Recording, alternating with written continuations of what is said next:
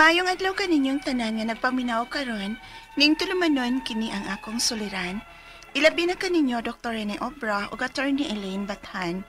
Ingon man, sa mga artista nga makatag o kinabuhi ning akong suwat suliran. Tawgalan ko ninyo sa pangan nga Janeline. Hingkod ang pangidaron, minyo og may usa ka anak. Itago na lang ang kompleto na kong address diri sa Bohol. Punto medikal kining akong suliran. Bahin kini sa akong gipamati human mga anak. Aron inyong hisabtan, sugdo na ko atong mga nakay pa ko. Ingon ini ang mga panghitabo.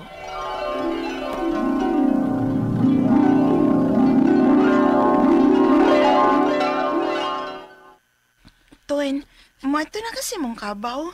Oh, ako nang kuhaon kay init na kaayo. Ano man? Hapiti ko kinog nga bayabas, pi. Asa man na pangana na? Nanga na ka? Nga, temper good. Wow naman nakabuo ng imong tiyan. Siya ba? Kay bawag yun na siya nga paborito na ako ng bayabas. Bisan adtong dili pa ko buntis. Ang bitaw, napasugot ko ti ka dihang edad anti kag bayabas. Sign man to. Nga bisan, wa ka pa mahipaw, nga paborito na ko ang bayabas. Gidad-anak ko nimo. Mong, nakaingon gid ko nga, ikaw na ang the one. Sige ay. Magkapit kong panguha o hinog nga bayabas.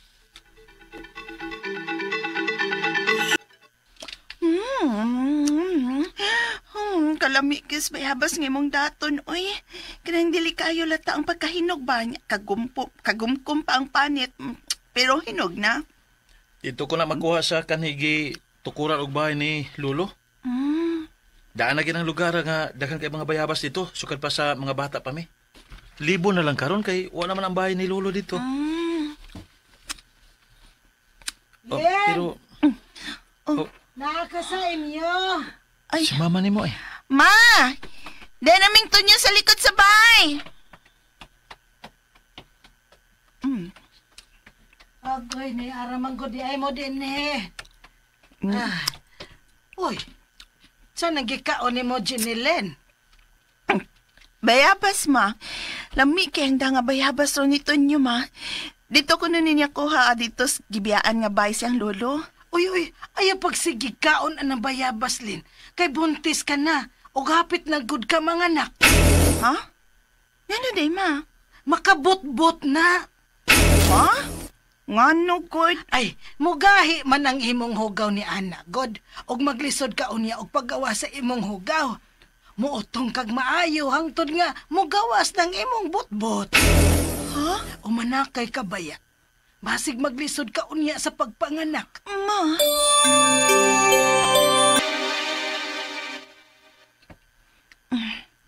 Hapit na kumahuman o panlaba. Janeline. Ma?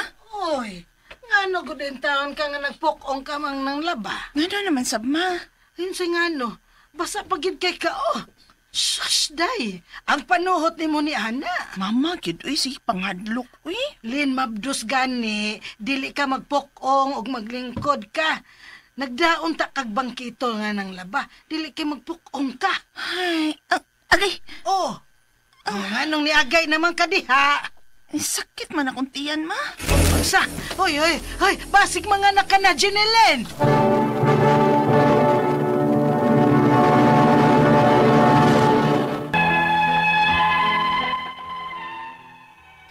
Nagsakit-sakit lang tong akong tiyan. Apan, pagkaugmaan na, idana ko nila sa ospital. Nahadlok ko nga basig matinood ang gisulti ni mama, nga basig dugay kong mga anak.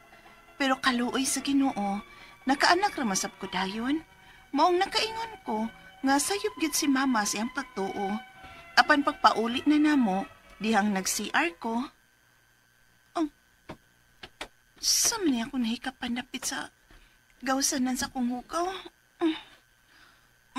Mura lagi og may mikawas. Hala, unsa man ni?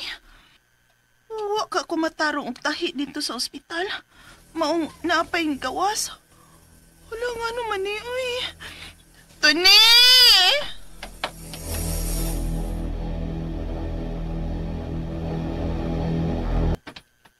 Ganun na man nasagawasanan si mong hugaw. Ambot! Wa man tingali na mapilog tahi. Kay sa imo mong kinataw migawas ang atong anak. Oh, di tuod sa. Mao na. Sa imo na nagkaratol.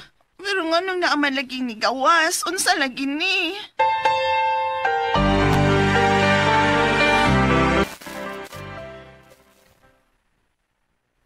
Mauna na, ang giingon ako nimo nga butbot.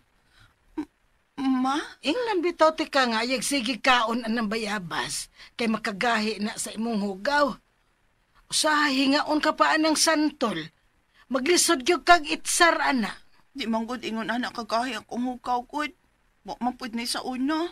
Karon naman lang ni pagkahuman ako panganak. Oh, karon na lang na ni gawas nga nanganak ka na. Kadaan naman na nga naani mo sa una, tungod sa kagahi sa imong oji ni Len. Nisamot na lang na sa imong pagpanganak. Maunang nigawas na gyud ng imong butbot. Ma? Uy, naku ana oy Jinilin. Ha? Ikaw nga lalaki, naasab ka ani? Ang! Parehas ka tang may dosanan sa hugaw, no? Uy, nagtukong kami lang mga babay ang naaani ay. Kay kami ra may mga anak. Usa man day ni uy. Kalagi yung ni mama ni mga bot-bot. Sa Bisaya pa na almoranas. Sa English, hemorrhoids. Mao ba? Uy, ang ganang naaman ta ani uy bayot. Nga managlahi man ta. Ako babae niya, ikaw lalaki. Kaba ikaw ba ganyan yung kasi litok anang lalaki ko, ha? Ibto ko ng almoranas, timuron.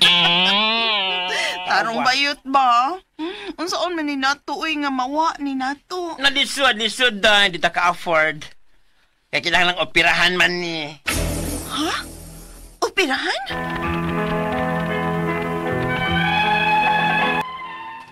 Nadlo ko sa giingon sa kailan akong bayot nga operahan ko nuning akong gitawag ni mama nga butbot o almoranas kon hemorrhoids.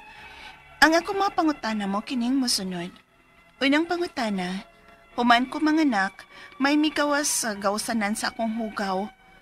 Nganong naaman ko ani? Gusto ba nga ang tawag ani kay butbot, almoranas o hemorrhoids? Ikaduhang pangutana, tinuod ba nga way tambal ani o operasyon lang ang pwedeng buhaton ani? Mahadlok man kog operasyon. Basig may tambal lang nga tumaron aron mawa ra ni. Og unsa man? Ikatulong pangutana. May mga pagkaon ba kung kinahanglang likayan o angay nga kanon aron dili ni siya mo grabe? O bawal naman ako ang mangal sa ugbugat aron dili mo grabe og kawas? Ikaupat og katapusan. Ingon na nga akong mama nga tungod ko nun sa pagsige na kong kaon og bayabas nga makagahi sa kong hukaw. Og sa kanang mulingkod ko. Murag cauliflower da sa around the anal opening mo na external hemorrhoid. Kini siya due to compression, due to abnormalidad sa pagdaloy sa dugo diyang dapita, due to daghang pang mga rason, no? Delivery o kanang pag-pregnant, kanang maunay usa sa mga maka-trigger nga naa kay ngunani. But kung kuan lang gyud ka, hygienic lang gyud ka, naa man gani ni siya pero dili good sama sa mga less ang imong kalimpyada, no? So naatay mga tambal ni ani, no? I do not know during my practice dito sa Zamboanga as a general practitioner, ako ni tagaan og binuruton. But another way to control this kind of problem is for you to lingkod ka sa palanggana nga na ininit-init nga tubig para nga malisen ang discomfort. But ultimate yun nimong solution is to approach a surgeon. Sila mo decider kung operahan ba o dili ba. Okay. Kay usay ingon manggod pod nila Doc no on the part sa babay ba labaw nagikan kag panganak tungod gani kay pag-utong. Pag-utong nimo murag mo gawas na siya. Naay pressure ba? Correct. Kaduhang pangutana tinuod ba nga walay tambal ani or operasyon lang ang pwedeng buhaton ani? Mahadlok man kog operasyon basin may tambal lang nga tumaron aron mawala ni unsa man. Ang suggestion ni ani is kanang mo lingkod ka sa basin nga naay lukewarm water. no? Ma-relieve ka depende pod sa stage sa hemorrhoid, no, kung di mo koy bleeder gyud kaayo, no. Pero ang uban nga mga doctors, especially mga of course mga surgeons, mo decide nga kwaon lang gyud siya, no, nya isuture nga dili na hopefully mobalik, no. So ingon sila kuno ato ni kana kunong kusog mukaon og mga halang dali kunong magka hemorrhoid, no. Kana mga ingon Correct. nila kanang mga spicy foods, no. Mao na ang mga usa sa mga naman po na sa mong libro, no, avoid lang na nga di gupo ka pero avoid lang, no.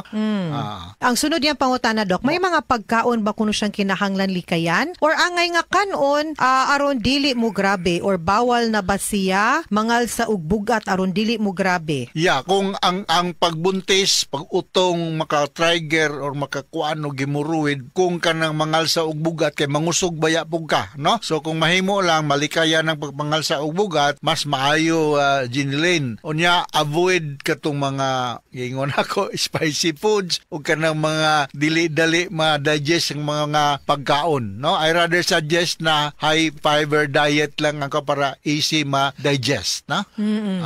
Ug ang iyahang katapusan nga pangutana, Dok, ingon ang iyahang mama nga tungod kuno na sa pagsigi niya og kaon og bayabas nga makagahi kuno sa iyahang hugaw, makakonstipate, no, ug sa kanang maglingkod og magpungko or mag-squat tinuod ba mag-squat, kuno no. na? Ang kanang bayabas, as we all know, makagahi gini sa atong hugaw, no. On the contrary, kung namagay kay ganang kaon nun nga mga prutas, kanang mga easily nga ma-digest. Unsa man, papaya, kung dili lang ka allergy, na, ug uban pa nga mga melon tingali dali na siya. Pero bayabas maka-cause ni siya og constipation. Constipated ka, mangusog baya kay nagpagawa si mong hugaw. So this can add on to the problem sa hemorrhoid. Ug kanang magpukong ka, depende ra pud sa anad, no. Kanang ay among hospital ato ni wala siya muprotrod nga bowel. Mupukong gyud ka. Depende ra pud sa among architect sa imong balay, no. Pero ang sagaran maganato good nga mulingkod man ta sa bowel kung mo pagawas ta sa tong hugaw, no. Pero kung mupukong ka, uncomfortable ba sa kanya, mangusog ba imong mga leg muscle ug imong muscle sa batak. So avoid na lang magpungko para nga dili mo grabe ang imong hemorrhoid. Okay. Mga sukintig paminaw, hinaut unta nga naamoy na kutlo na pagtulunan karong adlaw.